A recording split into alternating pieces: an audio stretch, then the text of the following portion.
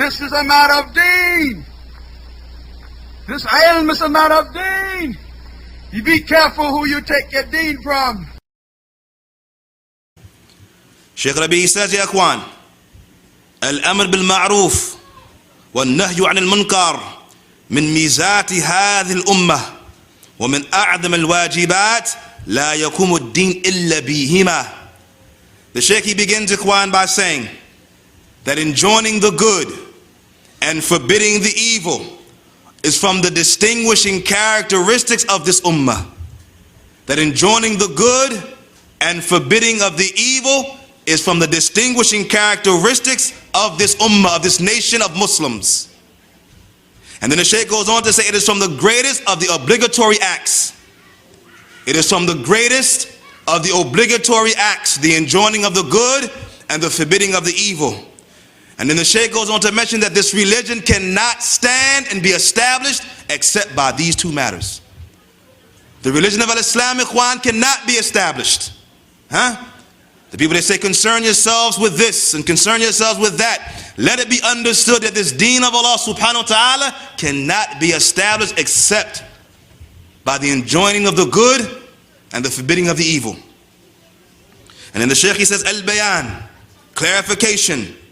بيان الحق للناس وعدم كتمانه أمر عظيم وفيه وعد عظيم بالجزاء لمن يبين ويبلغ الناس العلم ويبلغ دين الله تبارك وتعالى ووعيد عظيم على من يكتم دين الله عز وجل. And then the Shaykh, he continues, Ikhwan, and he says, for indeed the clarification of the truth, and not remaining quiet when speaking to the people and not hiding the truth is a tremendous matter in the religion of Al-Islam, and in it is a tremendous reward for anyone who clarifies to the people truth from falsehood. In this affair, Ikhwan, is a tremendous reward from Allah subhanahu wa ta'ala for those who clarify the truth. For those who clarify truth from falsehood, there is a tremendous reward from Allah subhanahu wa ta'ala. And there's also, Ikhwan, the threat of a heinous punishment, the threat of a tremendous punishment for those who remain quiet regarding the truth. Those who remain quiet regarding the truth. And about this, Allah subhanahu wa ta'ala says, إِنَّ الَّذِينَ يَكْتُمُونَ مَا أَنزَلْنَا مِنَ الْبَيِّنَاتِ وَالْهُدَى مِنْ بَعْدِ مَا بَيَّنَّاهُ لِلنَّاسِ فِي الْكِتَابِ أُولَٰئِكَ يَلْعَنُهُمُ اللَّهُ وَيَلْعَنُهُمُ اللَّاعِنُونَ. Allah says in Surah Al-Baqarah, Ikhwan, that indeed those who hold back and they hide the truth, they remain quiet about that which was revealed from us, from clarification and from guidance after it had been made clear to the people in the book, then these are those who Allah has cursed, and they are cursed by all who curse. Listen to this tremendous ayah from the book of Allah subhanahu wa ta'ala. What is the threat, Ikhwan, of those who remain quiet regarding the truth when the truth comes to them? Those who, when the truth has been made clear to them from the revelation of Allah subhanahu wa ta'ala in the Quran and the authentic sunnah of the Prophet Muhammad sallallahu alayhi wa sallam, Allah has clarified clearly in this book, Ikhwan, that those who remain quiet after the truth has been made clear to them in the book of Allah, then upon them is the curse of Allah. And upon them is what? The curse of all who curse. So this matter of remaining quiet, Ikhwan, when the truth has been established, is not a light matter. It is not a small affair. It is not a person to be looked to with honor. It is not a person to be looked to with nobility, that this man does not speak about the people, but rather what should be understood about the one who knows the truth of the people. He knows their conditions. He knows their affairs. He knows their errors and their mistakes, and he remains quiet. It should not be said about this individual that he's a man of good, but rather what should be understood, Ikhwan, that he remains quiet in the face of falsehood, and therefore, Ikhwan, the threat is upon him of the curse of Allah subhanahu wa ta'ala and the curse of all who curse. The Shaykh, he continues, Ikhwan, and he says, هذا الشيء يعترضه يتعلق به أهل البدع والضلال والصوفية قضية الغيبة. And then the Shaykh mentions, Ikhwan, that those individuals, those who connect this matter of speaking about the groups and speaking about the men and clarifying their errors and explaining their faults to the people so the people can refrain from falling into error, those connect this to ghiba, to backbiting. They are the Sufis. This is the way of the Sufis, Ikhwan. It is not the way of Ahlul Sunnati wal Jama'ah. As we will see inshallah ta'ala that of old, that whenever Ahlul Hadith, whenever the people of Hadith, whether it be from the likes of Bukhari, or Imam Ahmed, or Imam Yahya ibn Ma'in and the likes of them, whenever they stood up to clarify the truth from falsehood, it was the Sufis who said, those people are making ghibah. Those people are backbiting the people. They are backbiting the believers. So it is from the way of the Sufis, Ikhwan.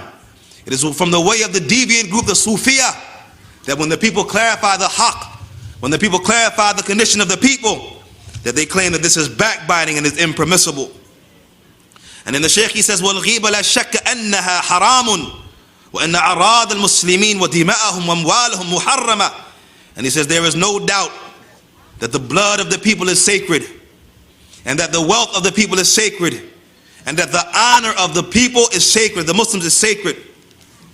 وَهَكَذَا الرَّسُولُ عَلَيْهِ السَّلَامُ خَطَبَ يَوْمُ الْعِيدِ. Even unto the point where the Prophet Muhammad ﷺ gave the khutbah on Yawmul Eid, from the hadith of Abu Bakr as-Siddiq, ya Ikhwan, where the Prophet Muhammad ﷺ asked the companions, Ayyu yawm hadha, what day is this? And the companion said, Sakatna, dhananna annahu sayusammihi bighayri ismihi. And the companions remained quiet. Look at the adab, look at the etiquette of the companions of the Prophet Muhammad ﷺ, not speaking out of turn, Ikhwan, but they said, we remained quiet, thinking that Prophet Muhammad ﷺ was going to give this day another name. And the Prophet Muhammad ﷺ said, is it not al-adha? Is it not the day of sacrifice? And they said, Bala ya Rasulullah. And then the Prophet Muhammad ﷺ said after this, ya Ikhwan, wa ayyu shahr hadha? What month is this? And again, Ikhwan, the companion says, Sakatna dhananna annahu sayusammihi bighayri ismihi. We remained quiet, thinking that the Prophet Muhammad ﷺ was going to give it a name other than its name. Etiquette, Ikhwan. And the Prophet Muhammad ﷺ said, is it not al-haram, the sacred month? And they said, Bala ya Rasulullah. And so the Prophet Muhammad ﷺ said, Ayyu balad hadha, and what town are you in, or what place are you in? And again they remained quiet, thinking that Prophet Muhammad ﷺ was going to give it another name besides that which it was given. And he said, Alaysat al-balda. Is it not Mecca? Is it not the sacred precincts? And they said, Bala ya Rasulullah. And Prophet Muhammad ﷺ said after this, Ikhwan, Inna Allah harrama alaykum dima'akum wa amwalakum wa aradakum ki hurmati yawmikum hadha fi shahrikum hadha fi baladikum hadha. That indeed Allah subhanahu wa ta'ala has made your blood sacred. It has the same sanctity of this day of yours, in this month of yours, in this town of yours. So look at the tremendous matter, Ikhwan, of the honor of the people. And this is what Sheikh Rabi is trying to talk about, Ikhwan. The honor of the people is sacred. There is a sanctity to a man's name, to a woman's name, to their honor. And to the point where Allah subhanahu wa ta'ala says in the Quran, Ya ayyuhalladhina amanu ijtanibu kathiran min adh-dhann inna ba'da adh-dhanni itham wa la tajassasu wa la yaghtab ba'dukum ba'dha ayuhibbu ahadukum an ya'kula lahma akhihi maytan fakarihtumu. Allah says in the Quran, ya ikhwan, O you who believe, abstain from amongst that much of suspicion, for indeed some of suspicion is sin. And do not spy upon one another, and do not backbite one another. Would one of you love to eat the flesh of your dead brother? Indeed you would despise it. So the Shaykh, he said after mentioning this ayah, فَلَا شَكَّ أَنَّ لُحُومَ الْمُسْلِمِينَ مُحَرَّمَةٌ وَالَّذِي يَأْكُلْ لَحْمَ أَخِيهِ كَأَنَّمَا يَأْكُلَ الْمَيِّتَ وَمَنْ يُطِيقُ أَكْلَ الْمَيِّتَ مُنْتَنَى. And the Shaykh, he says, so there's no doubt that the honor of the Muslims is sacred. There's a sanctity. And that eating the flesh of one's brother is haram. And that eating the flesh of one's brother, backbiting, is like eating the flesh of the dead body. And who has the ability to eat the rotting corpse? Who has the ability to eat the rotting corpse? The Shaykh says, طَبْعًا النُّفُوسِ تَرْفَضُهَا. There is no doubt that the soul despises it. The soul rejects it. The person does not have the ability to eat from dead flesh. وَلَكِنْ لِمَصَالِحِ وَمَقَاصِدِ إِسْلَامِيَّةِ وَلِحِمَايَةِ هَذَا الدِّينِ وَلِلْحِفَاظِ عَلَيْهِ أباح الله تبارك وتعالى أمورا قد تكون صورة منها غيبة ولكنها ليست من الغيبة. But therefore, Ikhwan, for the benefit of this religion, and for benefit for the Muslims and the nation of Muslims, and for protection of this religion, Allah subhanahu wa ta'ala has permitted affairs and has permitted matters that may seem to be in another aspect to be impermissible, like backbiting, but they are not backbiting. They are not affairs of backbiting, rather, they are affairs of preservation of the religion of Al-Islam. فَإِنسَانٌ يُخْطِئُ وَتَنَبَّأَ عَلَى خَطِئِهِ. So a man makes a mistake and he is warned about his mistake. A man makes a mistake and the people are warned about the mistake that that individual makes. He says, واجب لا بد منه وهذا يسمى بالنصيحة ويسمى بالبيان وهذا أمر من أصول في الإسلام ولا بد من القيام بها لكي لا يضيع الدين لأنه ما أكثر أخطاء الناس وما أكثر ما يقع الناس في الخطأ. And the Shaykh, he says, this is obligatory. It is obligatory to clarify the truth from falsehood. It is obligatory to clarify the errors of individuals, whether it be Abu al-Hasan Malik or whoever it may be from the people of Ikhwan. When the mistake is made, it is obligatory to clarify that mistake, because Islam is bigger than Abu al-Hasan Malik, because Islam is bigger than you.